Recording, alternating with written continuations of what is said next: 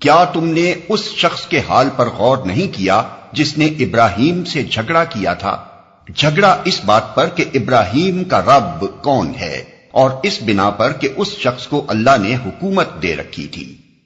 جب ابراہیم نے کہا میرا رب وہ ہے جس کے اختیار میں زندگی اور موت ہے، تو اس نے جواب دیا زندگی اور موت میرے اختیار میں ہے۔ ابراہیم نے کہا اچھا، اللہ سورج کو مشرق سے نکالتا ہے، تو ذرا اسے مغرب سے نکال لا۔ یہ سن کر وہ منکر حق ششدر رہ گیا، مگر اللہ ظالموں کو راہ راست نہیں دکھایا کرتا۔ کیا تم نے اس شخص کے حال پر غور نہیں کیا؟ اوپر دعویٰ کیا گیا تھا کہ مومن کا حامی و مددگار اللہ ہوتا ہے، اور وہ اسے تاریکیوں سے روشنی میں نکال لاتا ہے، اور کافر کے مددگار طاغوت ہوتے ہیں، اور وہ اسے روشنی سے تاریکیوں کی طرف کھینچ لے جاتے ہیں۔ اب اسی کی توضیح کے لیے 3 واقعات مثال کے طور پر پیش کیے جا رہے ہیں۔ ان میں سے پہلی مثال ایک ایسے شخص کی ہے جس کے سامنے واضح دلائل کے ساتھ حقیقت پیش کی گئی اور وہ اس کے سامنے لاجواب بھی ہو گیا، مگر چونکہ اس نے طاغوت کے ہاتھ میں اپنی نکیل دے رکھی تھی، اس لیے وضوح حق کے بعد بھی وہ روشنی میں نہ آیا اور تاریکیوں ہی میں بھٹکتا رہ گیا۔ بعد کی 2 مثالیں 2 ایسے اشخاص کی ہیں جنہوں نے اللہ کا سہارا پکڑا تھا، سو اللہ ان کو تاریکیوں سے اس طرح روشنی میں نکال لایا کہ پردہ غیب میں چھپی ہوئی حقیقتوں تک کا ان کو عینی مشاہدہ کرا دیا۔ جس نے ابراہیم سے جھگڑا کیا تھا، اس شخص سے مراد نمرود ہے، جو حضرت ابراہیم علیہ السلام کے وطن عراق کا بادشاہ تھا۔ جس واقعے کا یہاں ذکر کیا جا رہا ہے اس کی طرف کوئی اشارہ بائبل میں نہیں ہے، مگر تلمود میں یہ پورا واقعہ موجود ہے اور بڑی حد تک قرآن کے مطابق ہے۔ اس میں بتایا گیا ہے کہ حضرت ابراہیم علیہ السلام کا باپ نمرود کے ہاں سلطنت کے سب سے بڑے عہدیدار یعنی chief officer of the state کا منصب رکھتا تھا۔ حضرت ابراہیم علیہ السلام نے جب کھلم کھلا شرک کی مخالفت اور توحید کی تبلیغ شروع کی اور بت خانے میں گھس کر بتوں کو توڑ ڈالا، تو ان کے باپ نے خود ان کا مقدمہ بادشاہ کے دربار میں پیش کیا اور پھر وہ گفتگو ہوئی جو یہاں بیان کی گئی ہے۔ اور اس بنا پر کہ اس شخص کو اللہ نے حکومت دے رکھی تھی، یعنی اس جھگڑنے میں جو بات مابہن نزاع تھی وہ یہ تھی کہ ابراہیم اپنا رب کس کو مانتے ہیں، اور یہ نزاع اس وجہ سے پیدا ہوئی تھی کہ اس جھگڑنے والے شخص یعنی نمرود کو خدا نے حکومت عطا کر رکھی تھی۔ ان 2 فقروں میں جھگڑے کی نوعیت کی طرف جو اشارہ کیا گیا ہے اس کو سمجھنے کے لیے حسب ذیل حقیقتوں پر نگاہ رہنی ضروری ہے۔ 1، قدیم ترین زمانے سے آج تک تمام مشرک سوسائٹیوں کی یہ مشترک خصوصیت رہی ہے کہ وہ اللہ تعالیٰ کو رب الارباب اور خدائے خدائیگان کی حیثیت سے تو مانتے ہیں، مگر صرف اسی کو رب اور تنہا اسی کو خدا اور معبود نہیں مانتے۔ 2، خدائی کو مشرکین نے ہمیشہ 2 حصوں میں تقسیم کیا ہے، ایک فوق الفطری یعنی سپر نیچرل خدائی جو سلسلہ اسباب پر حکمران ہے اور جس کی طرف انسان اپنی حاجات اور مشکلات میں دستگیری کے لیے رجوع کرتا ہے۔ اس خدائی میں وہ اللہ تعالیٰ کے ساتھ ارواح اور فرشتوں اور جنوں اور سیاروں اور دوسری بہت سی ہستیوں کو شریک ٹھہراتے ہیں، ان سے دعائیں مانگتے ہیں، ان کے سامنے مراسم پرستش بجا لاتے ہیں اور ان کے آستانوں پر نظر و نیاز پیش کرتے ہیں۔ دوسری تمدنی اور سیاسی معاملات کی خدائی یعنی حاکمیت، جو قوانین حیات مقرر کرنے کی مجاز اور اطاعت امر کے مستحق ہو اور جسے دنیاوی معاملات میں فرمانروائی کے مطلق اختیارات حاصل ہوں۔ اس دوسری قسم کی خدائی کو دنیا کے تمام مشرکین نے قریب ہر زمانے میں اللہ تعالیٰ سے سلب کر کے یا اس کے ساتھ شاہی خاندانوں اور مذہبی پروہتوں اور سوسائٹی کے اگلے پچھلے بڑوں میں تقسیم کر دیا ہے۔ اکثر شاہی خاندان اسی دوسرے معنی میں خدائی کے مدعی ہوئے ہیں اور اسے مستحکم کرنے کے لیے انہوں نے بالعموم پہلے معنی والی خداؤں کی اولاد ہونے کا دعویٰ کیا ہے، اور مذہبی طبقے اس معاملے میں ان کے ساتھ شریک سازش رہے ہیں۔ 3، نمرود کا دعوی خدائی بھی اسی دوسری قسم کا تھا۔ وہ اللہ تعالیٰ کے وجود کا منکر نہ تھا۔ اس کا دعویٰ یہ نہیں تھا کہ زمین و آسمان کا خالق اور کائنات کا مدبر وہ خود ہے۔ اس کا کہنا یہ نہیں تھا کہ اسباب عالم کے پورے سلسلے پر اسی کی حکومت چل رہی ہے، بلکہ اسے دعویٰ اس امر کا تھا کہ اس ملک عراق کا اور اس کے باشندوں کا حاکم مطلق میں ہوں، میری زبان قانون ہے، میرے اوپر کوئی بالا تر اقتدار نہیں ہے جس کے سامنے میں جواب دہ ہوں، اور عراق کا ہر وہ باشندہ باغی و غدار ہے جو اس حیثیت سے مجھے اپنا رب نہ مانے یا میرے سوا کسی اور کو رب تسلیم کرے۔ 4، ابراہیم علیہ السلام نے جب کہا کہ میں صرف ایک رب العالمین ہی کو خدا اور معبود اور رب مانتا ہوں اور اس کے سوا سب کی خدائی اور ربوبیت کا قطعی طور پر منکر ہوں، تو سوال صرف یہی پیدا نہیں ہوا کہ قومی مذہب اور مذہبی معبودوں کے بارے میں ان کا یہ نیا عقیدہ کہاں تک قابل برداشت ہے، بلکہ یہ سوال بھی اٹھ کھڑا ہوا کہ قومی ریاست اور اس کے مرکزی اقتدار پر اس عقیدے کی جو زد پڑتی ہے اسے کیوں کر نظر انداز کیا جا سکتا ہے۔ یہی وجہ ہے کہ حضرت ابراہیم علیہ السلام جرم بغاوت کے الزام میں نمرود کے سامنے پیش کیے گئے۔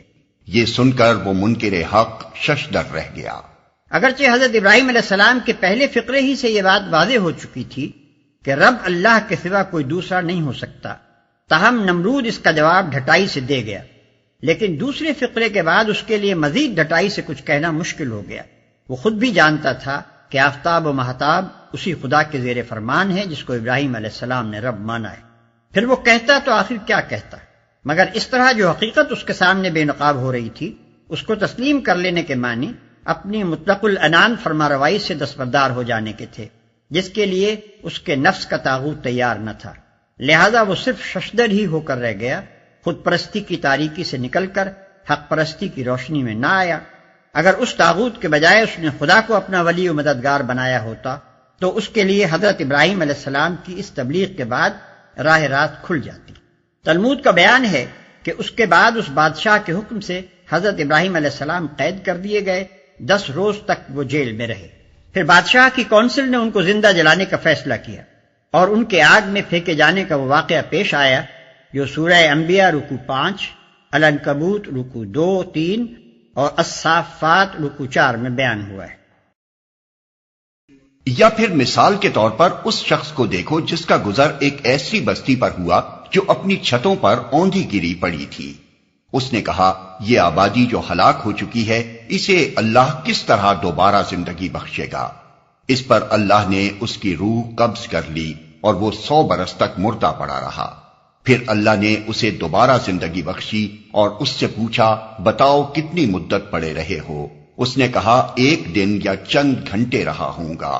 فرمایا تم پر 100 برس اسی حالت میں گزر چکے ہیں۔ اب ذرا اپنے کھانے اور پانی کو دیکھو کہ اس میں ذرا تغیر نہیں آیا ہے۔ دوسری طرف ذرا اپنے گدھے کو بھی دیکھو کہ اس کا پنجر تک وہ سیدھا ہو رہا ہے، اور یہ ہم نے اس لیے کیا ہے کہ ہم تمہیں لوگوں کے لیے ایک نشانی بنا دینا چاہتے ہیں۔ پھر دیکھو کہ ہڈیوں کے اس پنجر کو ہم کس طرح اٹھا کر گوشت پوست اس پر چڑھاتے ہیں۔ اس طرح جب حقیقت اس کے سامنے بالکل نمایاں ہو گئی تو اس نے کہا میں جانتا ہوں کہ اللہ ہر چیز پر قدرت رکھتا ہے۔ جو اپنی چھتوں پر اوندھی گری پڑی تھی۔ یہ ایک غیر ضروری بحث ہے کہ وہ شخص کون تھا اور وہ بستی کون سی تھی۔ اصل مدعا جس کے لیے یہاں یہ ذکر لایا گیا ہے صرف یہ بتانا ہے کہ جس نے اللہ کو اپنا ولی بنایا تھا اسے اللہ نے کس طرح روشنی عطا کی۔ شخص اور مقام دونوں کی تعین کا نہ ہمارے پاس کوئی ذریعہ نہ اس کا کوئی فائدہ۔ البتہ بعد کے بیان سے یہ ظاہر ہوتا ہے کہ جن صاحب کا یہ ذکر ہے وہ ضرور کوئی نبی ہوں گے۔ اسے اللہ کس طرح دوبارہ زندگی بخشے گا؟ اس سوال کے یہ معنی نہیں ہے کہ وہ بزرگ حیات بعد الموت کے منکر تھے یا انہیں اس میں شک تھا، بلکہ دراصل وہ حقیقت کا عینی مشاہدہ چاہتے تھے جیسا کہ انبیاء کو کرایا جاتا رہا ہے۔ ہم تمہیں لوگوں کے لیے ایک نشانی بنا دینا چاہتے ہیں۔ ایک ایسے شخص کا زندہ پلٹ کر آنا جسے دنیا 100 برس پہلے مردہ سمجھ چکی تھی، خود اس کو اپنے ہم اثروں میں ایک جیتی جاگتی نشانی بنا دینے کے لیے کافی تھا۔ اور وہ واقعہ بھی پیش نظر رہے جب ابراہیم نے کہا تھا میرے مالک مجھے دکھا دے تو مردوں کو کیسے زندہ کرتا ہے۔ فرمایا کیا تو ایمان نہیں رکھتا؟ اس نے عرض کیا ایمان تو رکھتا ہوں مگر دل کا اطمینان درکار ہے۔ فرمایا اچھا تو 4 پرندے لے اور ان کو اپنے سے مانوس کر لے، پھر ان کا ایک ایک جز ایک ایک پہاڑ پر رکھ دے، پھر ان کو پکار، وہ تیرے پاس دوڑے چلے آئیں گے۔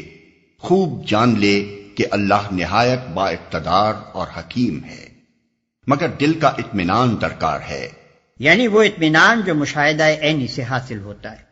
خوب جان لے کہ اللہ نہایت با اقتدار اور حکیم ہے۔ اس واقعے اور اوپر کے واقعے کی بعض لوگوں نے عجیب عجیب تعویلیں کی ہیں، لیکن انبیاء علیہ السلام کے ساتھ اللہ کا جو معاملہ ہے اسے اگر اچھی طرح ذہن نشین کر لیا جائے تو کسی کھینچتان کی ضرورت پیش نہیں آ سکتی۔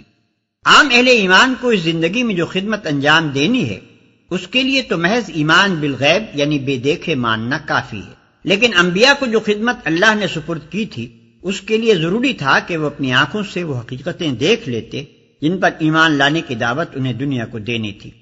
ان کو دنیا سے پورے زور کے ساتھ یہ کہنا تھا کہ تم لوگ تو قیاسات دوڑاتے ہو، مگر ہم اپنی آنکھوں دیکھی بات کہہ رہے ہیں۔ تمہارے پاس گمان ہے اور ہمارے پاس علم ہے، تم اندھے ہو اور ہم بینا ہیں۔ اسی لیے انبیاء کے سامنے فرشتے عیاناً آئے ہیں، ان کو آسمان و زمین کے نظام حکومت ملکوت کا مشاہدہ کرایا گیا ہے، ان کو جنت اور دوزخ آنکھوں سے دکھائی گئی ہے، اور بے سے بعد الموت کا ان کے سامنے مظاہرہ کر کے دکھایا گیا ہے۔ ایمان بالغیب کی منزل سے یہ حضرات منصب نبوت پر معمور ہونے سے پہلے گزر چکے ہوتے ہیں۔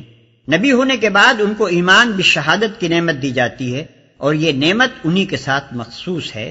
مزید تشریح کے لیے ملاحظہ ہو تفہیم القرآن جلد 2 صفحہ نمبر 330 اور 334۔